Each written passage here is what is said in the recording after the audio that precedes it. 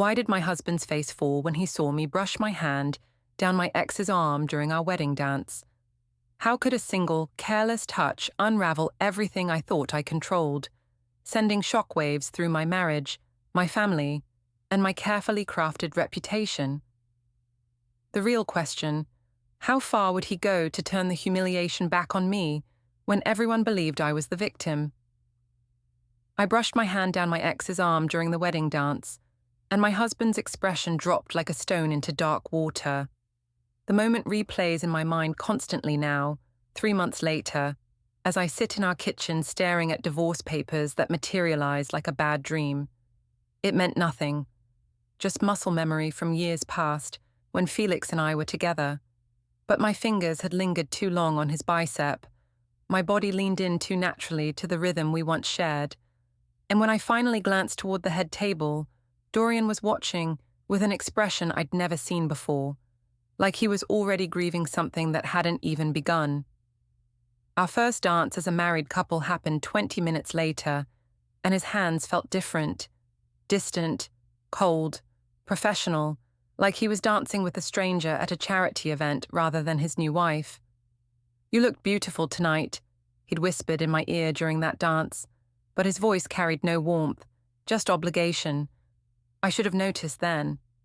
Should have realized that Dorian Harker, my mild-mannered high school teacher husband, was already calculating, already planning. But I was too caught up in the validation Felix had given me during our dance, the way his eyes had lit up when I touched him, the familiar electricity that Dorian never quite managed to generate. "Mom, why are you crying?" Nora's voice cuts through my memories. My 9-year-old daughter stands in the doorway, her dark hair, so much like Dorian's, falling across worried eyes. "I'm not crying, sweetheart," I lie, wiping my cheeks quickly, "just thinking about work stuff." She doesn't believe me. Kids never do when you're falling apart. "Where's Dad? He didn't come home last night." The question hits like a physical blow. Dorian has been staying at his mother's house for 2 weeks now, ever since the incident at Bistro Cafe that everyone in our small town is still talking about.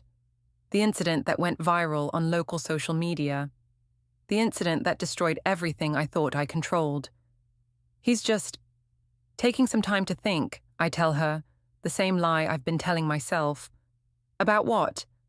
How do you explain to a 9-year-old that her mother destroyed their family for the fleeting attention of a gym trainer? That her father caught her in an affair and methodically documented every lie, every deception, every moment of betrayal? Adult stuff, honey. Nothing for you to worry about. But she is worrying. I can see it in the way she hovers near doorways instead of running freely through the house, in how she asks permission for things she's never needed permission for before. In the careful way she watches my face, like she's trying to read the future in my expressions. My phone buzzes. A text from my mother, Vivienne. "How are you holding up? Remember, you deserve happiness too." Mom has been my only real ally through this mess, constantly reminding me that I have needs, that Dorian never appreciated me properly, that I shouldn't feel guilty for seeking fulfillment elsewhere.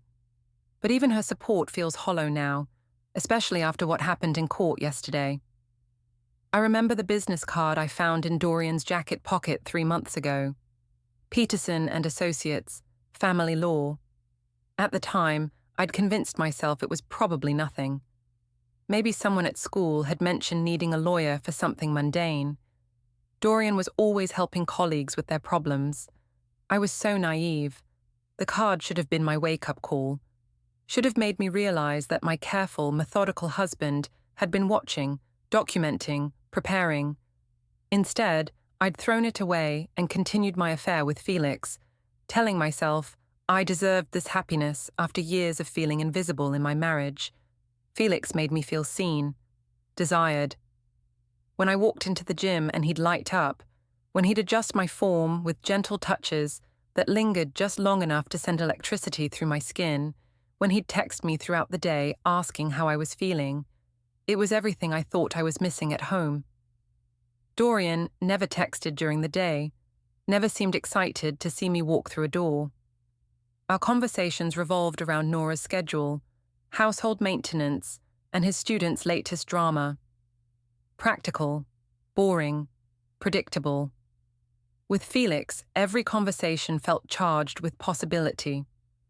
He listened when I complained about my job at the insurance company, validated my frustrations with Dorian's emotional distance, made me feel like I was worth pursuing instead of just there. I should have married someone like you, I told Felix one afternoon, after a particularly intense training session. We were sitting in his car in the gym parking lot, my hand resting on his thigh, both of us breathing hard from more than just exercise. Maybe you still can, he'd replied, and the possibility had sent shivers through me. That was 6 weeks ago, before everything imploded, before Dorian revealed just how much he'd been watching, listening, and preparing. Before I learned that my quiet, unassuming husband was far more dangerous than I'd ever imagined. The front door opens and closes softly. My heart jumps. Maybe Dorian has come home. Maybe we can talk. Maybe... But it's just Tristan, Dorian's younger brother. He looks uncomfortable, fidgeting with his car keys and avoiding eye contact. Hey, Lunel.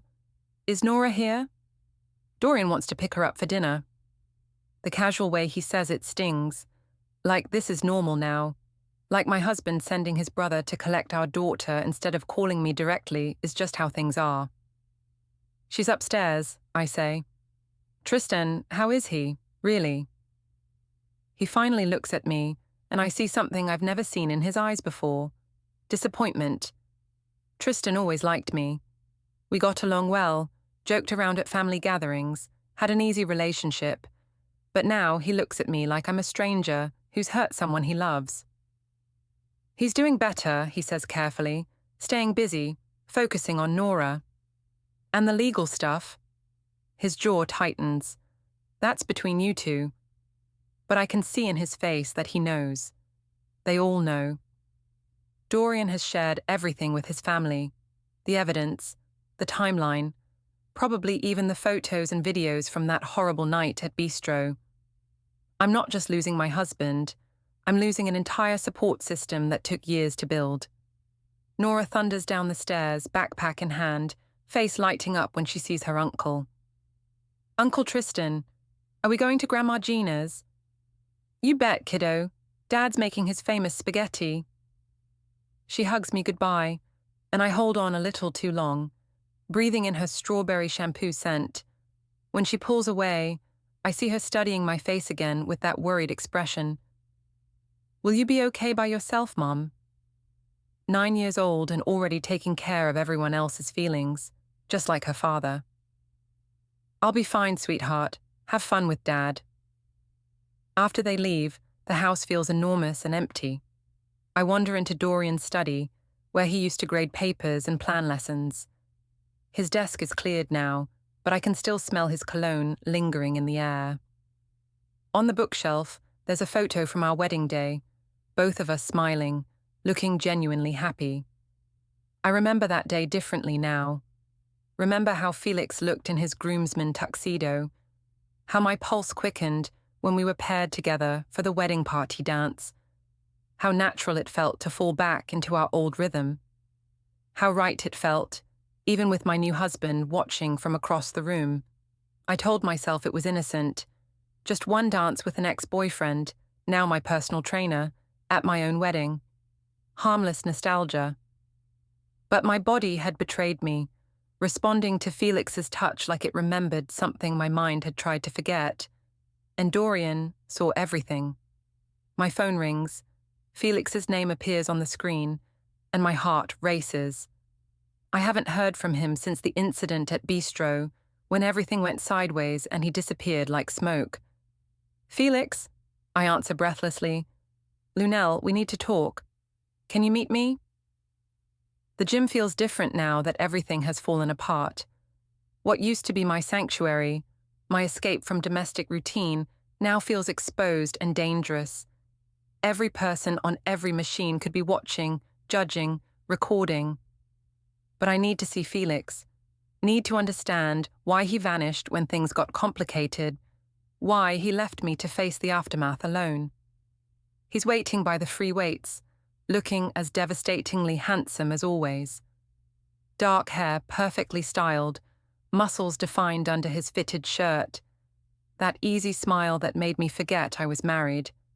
But something's different in his eyes. Nervous, guilty. "You look good," he says, but it sounds automatic. Do I? Because I feel like my life is exploding.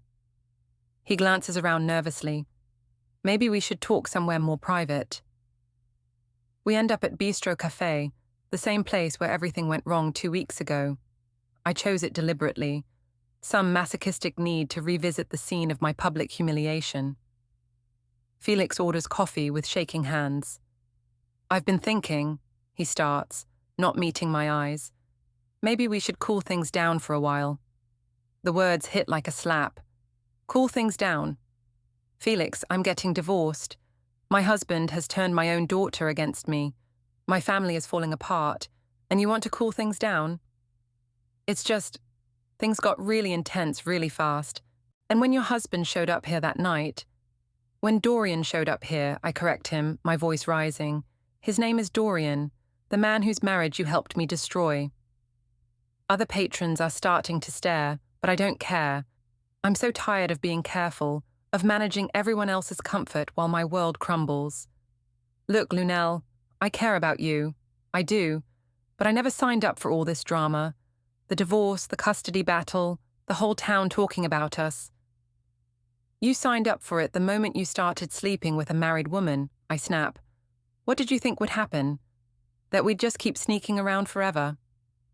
He shifts uncomfortably. "I thought maybe you'd figure things out with your husband, work through whatever issues you were having." The hypocrisy is breathtaking. For months, he encouraged my complaints about Dorian, told me I deserved better, made me feel justified in seeking affection outside my marriage. And now he's acting like he was some innocent bystander who got caught up in my drama. "You told me I should leave him," I remind him. "You said I deserved someone who appreciated me." "I was just being supportive." "You were being manipulative, just like you're being manipulative now." But even as I say it, I know I'm being unfair. Felix never forced me to cheat, never twisted my arm to meet him at hotels or lie to my husband about working late. I made those choices myself, convinced I was entitled to happiness, even if it came at everyone else's expense. My phone buzzes. A text from Janet at work. "HR wants to see you first thing Monday. Something about your overtime claims." My stomach drops. The fake overtime I claimed to cover my time with Felix. Hours I said I was working late when I was actually in hotel rooms or Felix's apartment, losing myself in the fantasy that this was what love was supposed to feel like. "I have to go," Felix says abruptly, standing up. "I'm sorry, Lunel. I really am. But I can't do this anymore." He leaves me sitting alone in the cafe where my marriage died, surrounded by the whispers and stares of people who watched my husband confront me and my lover 2 weeks ago. People who recorded it on their phones and shared it across social media until everyone in town knew exactly what kind of person I really was. I drive home in a daze, replaying the conversation. Felix's abandonment shouldn't surprise me. He was always better at starting things than finishing them. But it still stings. Another person writing me off. Another support system collapsing. At home, I find Dorian's notebook on the kitchen counter, the one I'd seen him writing in during those late nights when I thought he was grading papers. My hands shake as I open it. Page after page of dates, times, locations. My comings and goings documented with scientific precision. Photos printed from my social media accounts, showing me at places I'd claimed not to be. Screenshots of text messages I thought were private. Bank statements highlighting charges at hotels and restaurants I'd never mentioned. He knew everything. Had known for months, probably. While I was congratulating myself on my careful deception, my methodical husband was building an airtight case against me. The front door opens. Dorian walks in with Nora, both of them laughing about something. The sound stops abruptly when they see me standing in the kitchen with his notebook in my hands. "Daddy, why does Mom look so sad?" Nora asks, and I realize I'm crying again. "Go upstairs and get ready for bed, sweetheart," Dorian says gently. "I'll be up to read with you in a few minutes." She hesitates, looking between us, then reluctantly heads upstairs. Dorian and I stare at each other across the kitchen island, the notebook between us like evidence at a crime scene. "You've been documenting everything," I say. "Yes." "For how long?" "Since the wedding. Since I watched my wife caress another man during what was supposed to be our celebration." His voice is calm, matter of fact, but I can see the hurt underneath. The betrayal he's been carrying while I convinced myself he was just being distant and unaffectionate. "Dorian, I can explain. Can you? Can you explain why you told me you were working late on March 15th when you were actually at the Marriott downtown? Can you explain the charges at restaurants I've never been to? Can you explain why you've been lying to me for months while I tried to figure out what I'd done wrong?" The questions hit like physical blows. Each one represents a moment I chose Felix over my family, a lie I told to protect my double life, a betrayal I rationalized as self-care. "I felt invisible," I whisper, "in our marriage, like you didn't see me anymore." "So you decided to find someone who would." "Yes, no, it wasn't that simple." "It was exactly that simple, Lunel. You made a choice, multiple choices, and now we all have to live with the consequences." He moves toward the stairs, then pauses. "The notebook stays here. My lawyer already has copies of everything." After he's gone, I sit alone with the evidence of my deception spread across the kitchen table. Every lie catalogued, every betrayal documented, every moment I chose my own desires over my family's stability recorded in Dorian's careful handwriting. I think about calling my mother, but I know what she'll say. That Dorian is being vindictive, that I deserve forgiveness, that marriages require work from both people, not just the one who strayed. But looking at this notebook, seeing the methodical way my husband documented my affair while still coming home every night, still helping Nora with homework, still trying to maintain some semblance of normal family life, I'm starting to understand that I wasn't the only one working to save our marriage. I was just the only one working to destroy it. Sunday dinner at Gina's house used to be the highlight of my week. Dorian's mother was an excellent cook, and despite her initial reservations about me, we'd developed a comfortable relationship over the years. But walking into her dining room now feels like entering enemy territory. Gina barely acknowledges me, focusing all her attention on Nora, who's helping set the table. Tristan nods politely, but doesn't make conversation. And Dorian acts like I'm not even there. "Grandma, can I help with the potatoes?" Nora asks, and Gina's face lights up. "Of course, sweetheart. You know where the masher is." I watch my daughter navigate this family dynamic that's shifted around me like tectonic plates. She's learned to seek attention from everyone except me, probably sensing that I'm no longer the safe harbor I used to be. "How's work, Lunel?" Tristan asks, making an effort. "Fine," I lie. The meeting with HR is tomorrow morning, and I've spent the weekend crafting explanations for overtime I never worked, trying to figure out how to justify timesheets that don't match keycard records. "Just fine?" Gina asks, her voice carefully neutral. "I heard there might be some complications." Of course she heard. In a town this size, news travels faster than gossip, and gossip travels at the speed of light. My professional problems are probably common knowledge by now, just like my personal ones. "Nothing I can't handle," I say, but my voice sounds hollow even to me. Dorian finally speaks. "Nora, tell Grandma about your art project." And just like that, I'm excluded from the conversation. My own daughter launches into an animated description of her school assignment, while the adults listen with genuine interest. I sit at the edge of the family circle, watching my life continue without me. After dinner, Gina corners me in the kitchen while Dorian helps Nora with homework. "I need to ask you something," she says, her voice low. Are you planning to fight the custody arrangement? The question catches me off guard. What custody arrangement? Her eyes narrow. Don't play games with me, Lunel. Dorian showed me the papers. Primary custody, supervised visitation, the whole thing. Are you going to contest it? My blood runs cold. I haven't seen any official custody papers yet, just the divorce filing. But apparently Dorian's lawyer has been busy, and his family knows more about my future than I do. I haven't decided, I say carefully. Let me help you decide, Gina says, her voice turning sharp. That little girl has been through enough. She doesn't need to be dragged through a court battle because her mother can't accept the consequences of her choices. She's my daughter too. Then act like it. Put her needs first for once instead of your own. The words sting because they're true.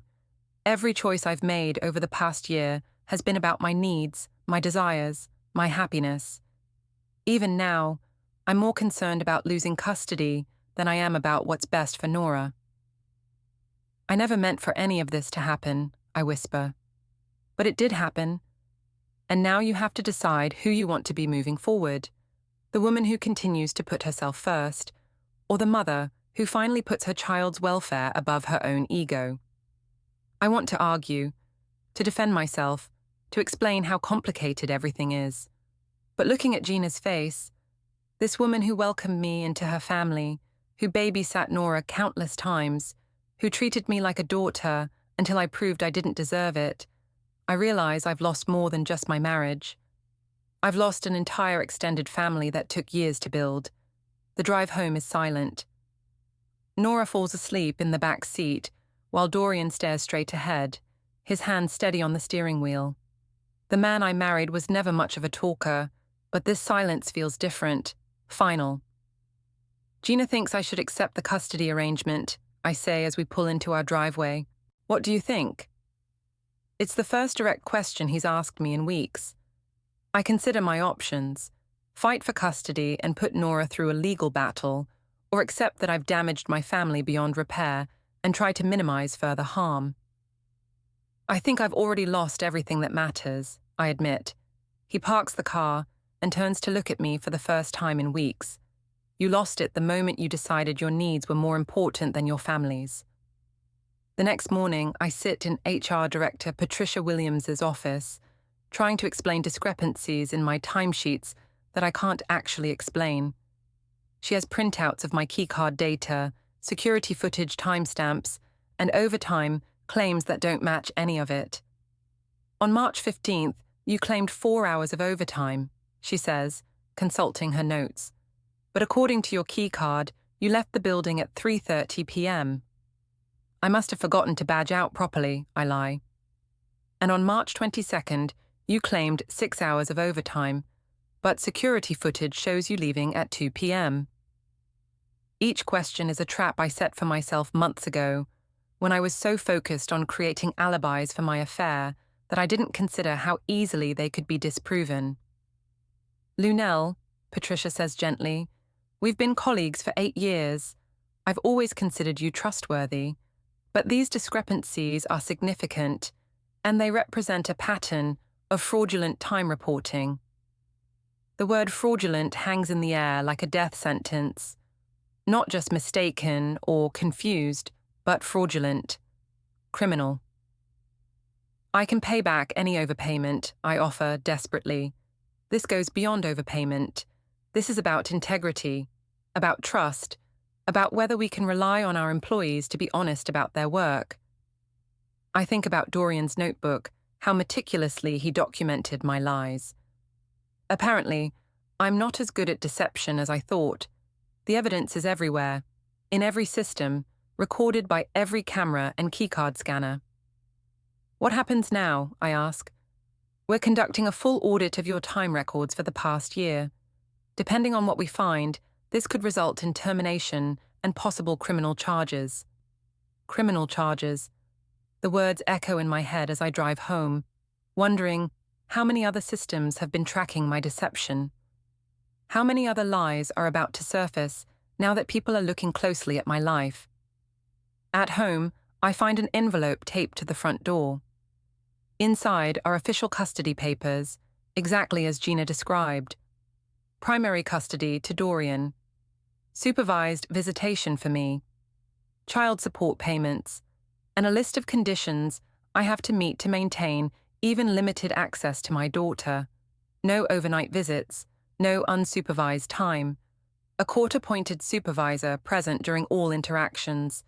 Like I'm a danger to my own child. My phone buzzes. A text from Felix. Heard about your work situation. Maybe we should avoid contact for a while. Even my affair partner is abandoning me now that the consequences are real. The man who whispered that I deserved better, who made me feel justified in destroying my marriage, who promised me a different kind of happiness, he's gone the moment that happiness comes with a price tag. I sink onto my couch, surrounded by legal papers and the wreckage of every relationship I've destroyed. For the first time since this all began, I'm starting to understand what I've actually lost. And for the first time, I'm wondering if I deserve to lose it. The video has been viewed over 50,000 times on local Facebook pages.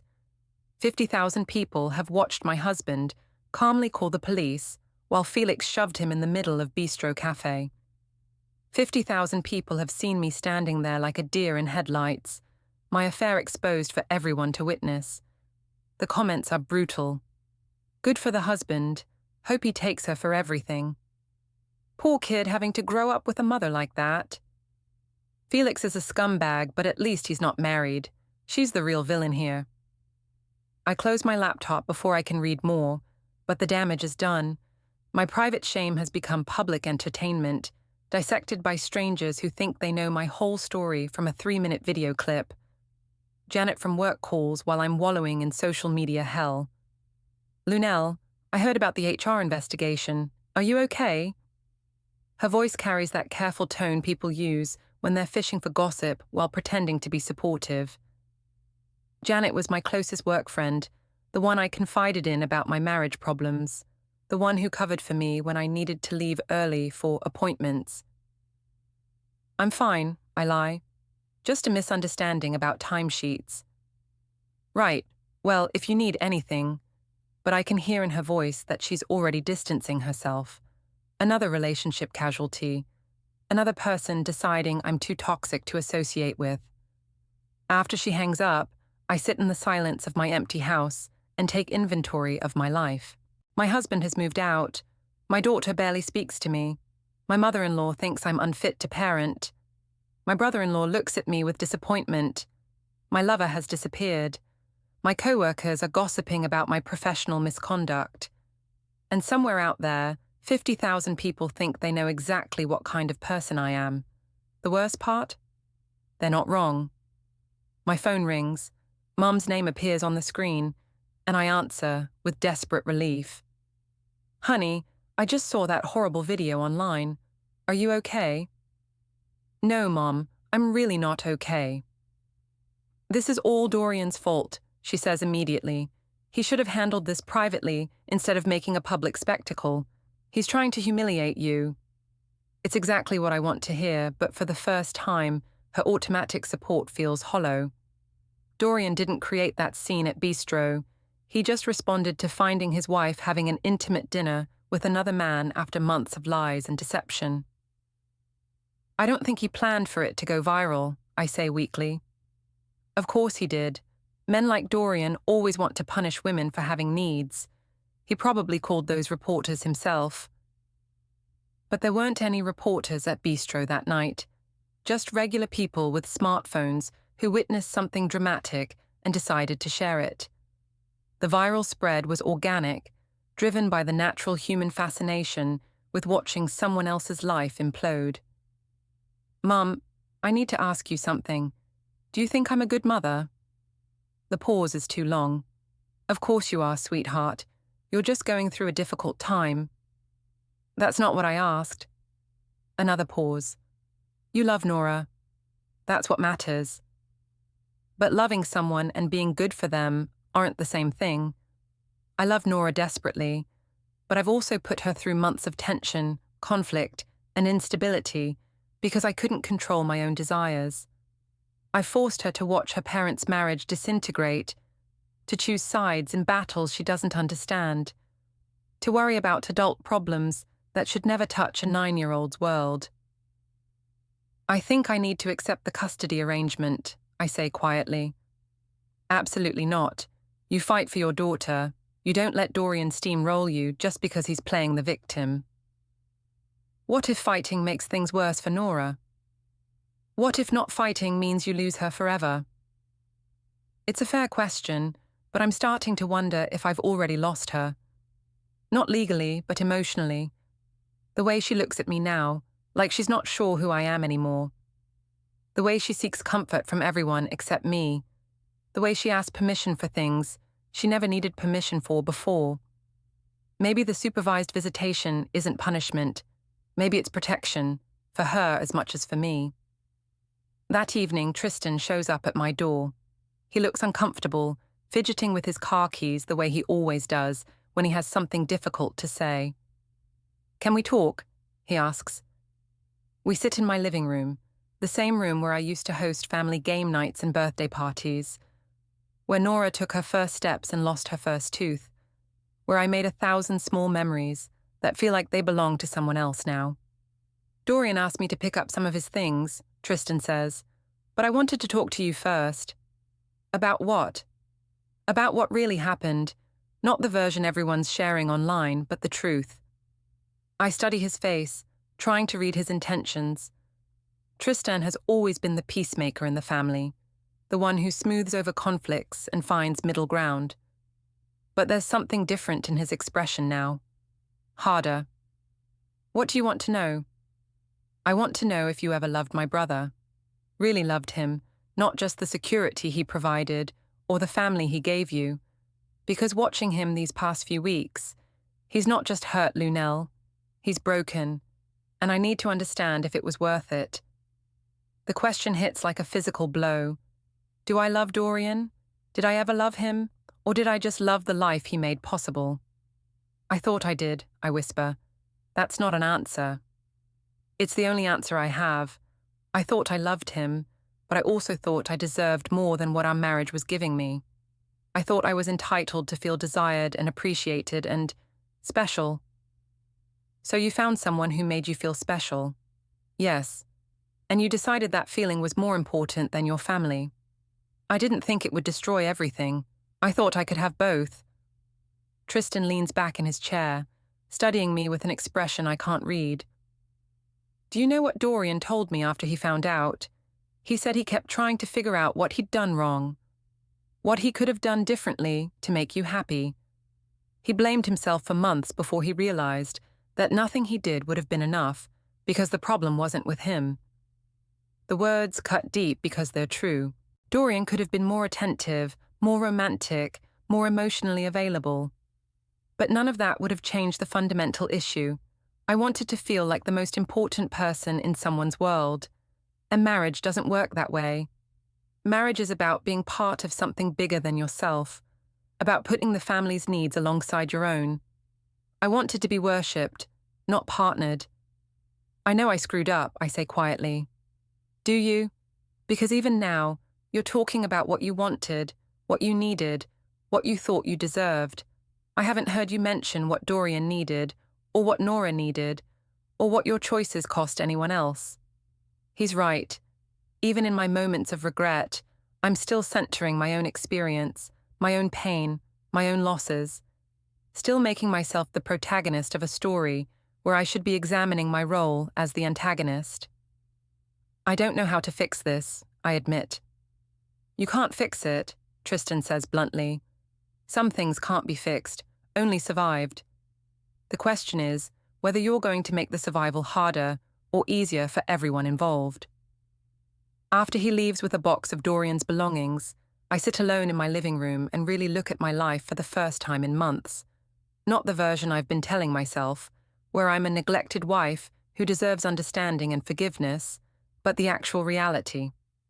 I am a woman who chose her own desires over her family's stability, who lied systematically for months to protect an affair that was always going to end badly, who put a 9-year-old child through emotional turmoil because I couldn't handle the ordinary challenges of marriage like an adult.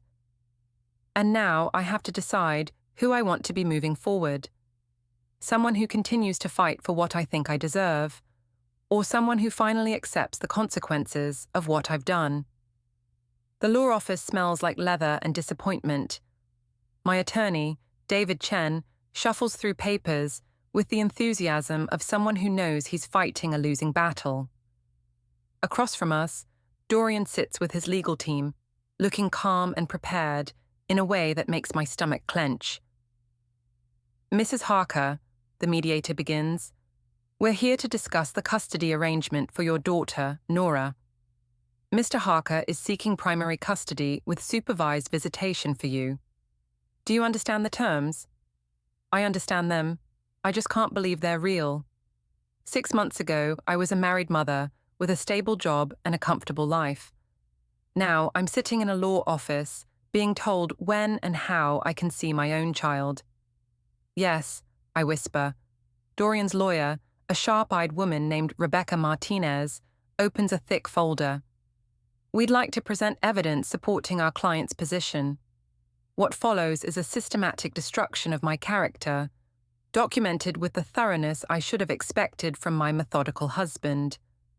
Bank records showing hotel charges during times I claimed to be working. Phone records revealing hundreds of texts and calls with Felix. Photos from social media showing me at locations I'd lied about visiting. But the worst evidence is a report from Nora's school counselor. The child has exhibited signs of anxiety and stress over the past several months, Ms. Martinez reads. She's asked to call her father during school hours multiple times, expressing worry about her parents' arguments. Her grades have dropped, and she's become withdrawn in classroom activities. I watch my daughter's pain laid out in clinical terms, and the guilt is suffocating. While I was congratulating myself on keeping my affair secret, Nora was absorbing every moment of tension, every whispered argument, every cold silence between her parents. Mrs. Harker, the mediator addresses me. Do you have any response to this evidence? My lawyer nudges me, but what can I say? That I never meant for Nora to be affected, that I thought I was being discreet, that I believed I could compartmentalize my choices without consequences. I love my daughter, I say finally. Everything I did, I thought I was trying to find happiness that would make me a better mother.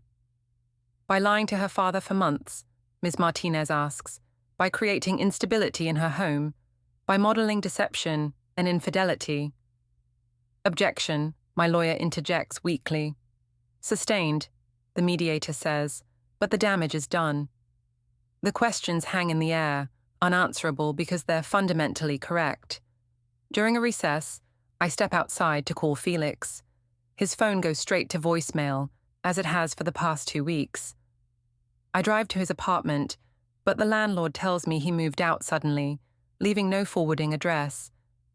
My affair partner, the man who promised me a different kind of life, has vanished completely now that the fantasy has collided with reality. He wanted the excitement of seducing a married woman, but he never wanted the responsibility of what came after. I'm not surprised exactly. Felix was always better at beginnings than endings, better at promises than follow-through. But his abandonment still stings, leaving me to face the consequences of our mutual choices alone. Back at the mediation, Dorian's team presents their final piece of evidence, a recording from the night at Bistro Cafe. Not the viral video everyone's seen, but audio from Dorian's phone, capturing the entire conversation. My voice fills the room, slurred from wine, defensive and cruel. Maybe if you paid half as much attention to me as you do to your students, I wouldn't need to find it somewhere else. Felix's voice, cocky and dismissive. She deserves better than some boring teacher who can't even keep his wife interested. And then Dorian's voice, quiet and devastated. I kept trying to figure out what I did wrong, but this isn't about me, is it? This is about who you are. Hearing it played back in this sterile room, surrounded by lawyers and legal documents, I finally understand how I sounded that night. not like a woman fighting for her happiness, but like someone who had already decided that her needs justified any amount of damage to everyone else. The mediator makes her recommendation: primary custody to Dorian, supervised visitation for me, with the possibility of unsupervised visits after 6 months of counseling and stability. "Mrs. Harker," she says gently, "I want you to understand that this isn't punishment. This is protection, for Nora and for you. It's an opportunity to rebuild your relationship with your daughter on a foundation of honesty and stability. I want to argue, to fight, to demand my rights as a mother. But looking across the table at Dorian, this man I married, betrayed, and underestimated, I see something I missed before. He's not trying to punish me. He's trying to protect our daughter from further damage, while still preserving the possibility that I might become the mother she deserves. I accept the terms," I say quietly. My lawyer looks surprised, but Dorian nods slightly. It's the first acknowledgement he's given me in weeks, and somehow it feels like forgiveness. Not for what I did, but for finally making a choice that puts Nora's needs first. After the mediation, I sit in my car in the parking lot and call my mother. "How did it go?" she asks immediately. "I accepted the custody arrangement." "Lunel, no, you can't give up. You have to fight for your daughter." "Mum, fighting would hurt her more. She needs stability, not a legal battle. She needs her mother. Don't let Dorian convince you that you're not worthy of your own child." But that's not what happened. Dorian didn't convince me of anything. The evidence convinced me.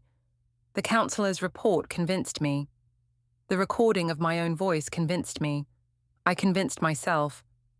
"I have to go," I tell her. "Sweetheart, don't make any permanent decisions while you're emotional.